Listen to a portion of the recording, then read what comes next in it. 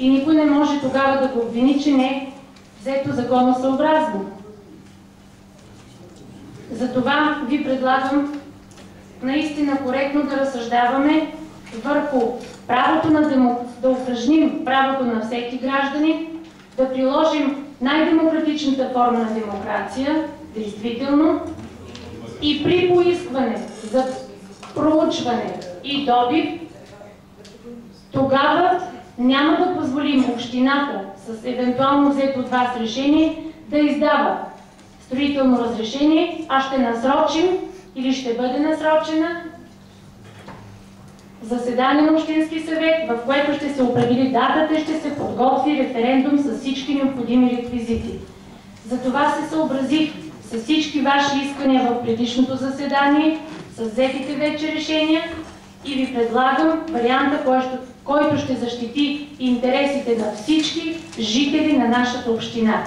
Ние нямаме право в качеството си на Общински съвет и администрация да налагаме извън нашите компетентности решения за територията извън общината. Това исках да съобразите при гласуване. Благодаря. Ясно, благодаря.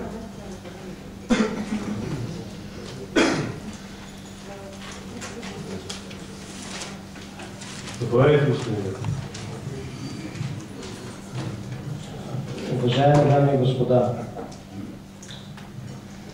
по време на извънредната сесия се поеха ангажименти за стартиране на широка обществена дискусия по тази тема. Приключва се това нещо, говорим 3 седмици назад. Кога стартира тази широка обществена дискусия? Извинявам се. Да, извинявам се. Пропуснал съм. Така че днес отново говорим, че трябва да направим широка обществена дискусия.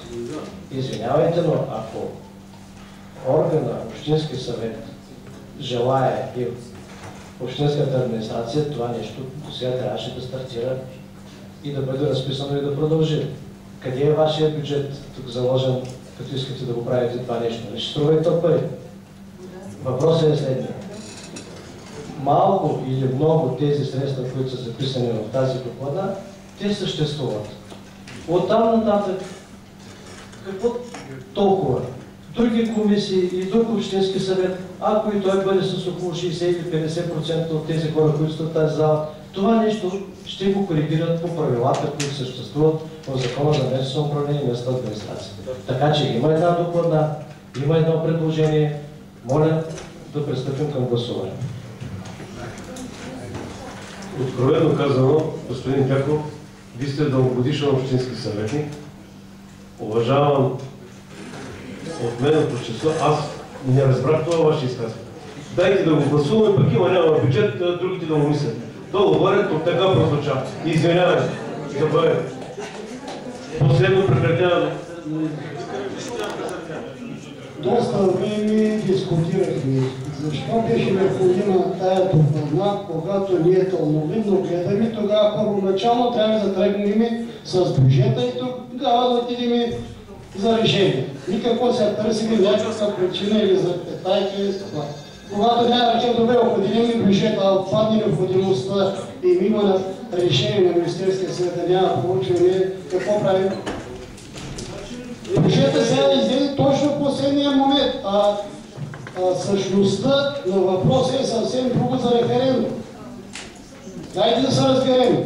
Значи, ако бяхме дълновидни и имахме желание за референдум вътрешно, ние трябва да тръгнем от сформиране на бюджета с всичките му последващи действия и да вземем решение. Защо дебатирахме тогава въобще необходимостта, ще има ли референдум или не от половин час, че извънредна сесия и на извънредната сесия взимахме пак законосъобразно на следващата сесия на 20 днескащата да вземем решение. На всички беше ясно и защо тогава не тръгнем по каналния ред, когато аз като се учи от да кажем първа точка докладна бюджет за референдум, второ вземане датата за референдум. Какво правим сега с всички му каламбури, дето се казва, и тая докладна само отиваме времето е безполезно. И не знам какво решение са взимали, защото са две противоположни решения. Ние на извънредна сесия казахме по члените, които са от закона за провеждане на референдуми, на тази сесия ще определим датата. А пък вече отговорността остава на всички съветници, като морално. Ако обичате залата тишина, ако обичате, взема се думата, се иска. Уважаеми колега, ами защо чакахте края на разискванията, за да кажете да почнем от бюджет? Колкото знам, аз по извинителни причини отсъствах от предната извънредна сесия, но там този въпрос е разискван за бюджета. И той не е така, и вие сте дългогодишна общински съветник и знаете, че той не се решава като така. Вадим от някъде като магиосник, от ръкава, от цилиндъра 140 хиляди лева. Нали? Примерно казвам. Или 200. Прекратяваме разискванията, уважаеми колеги, преминаване към гласуване.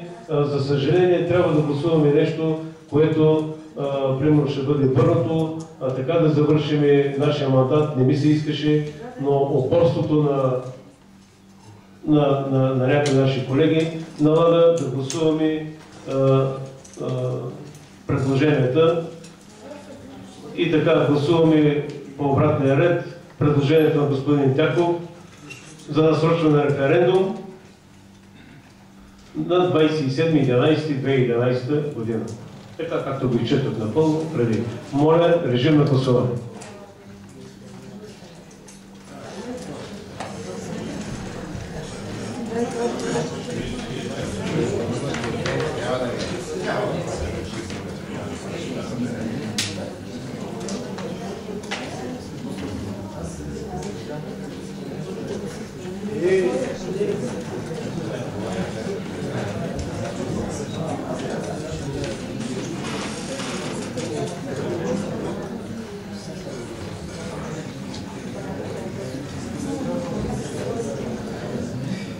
Така гласували се 35 общински съветника, за 14, против 20, един въздържал се, не се приема.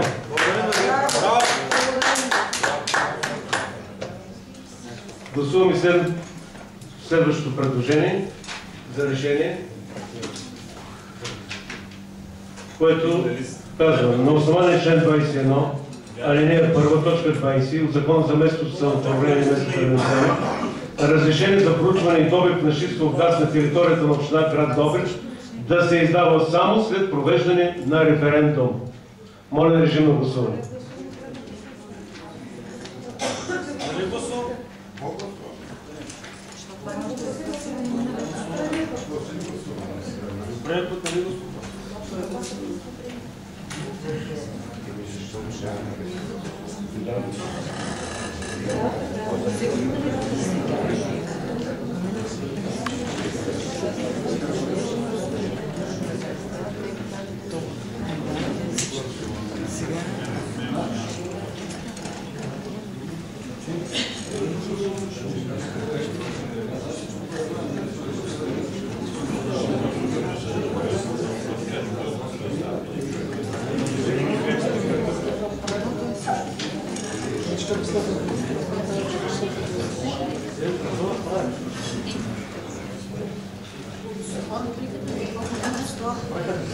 Гласували са 22 общински съветника, за 22, против и въздържали се няма. Приема се.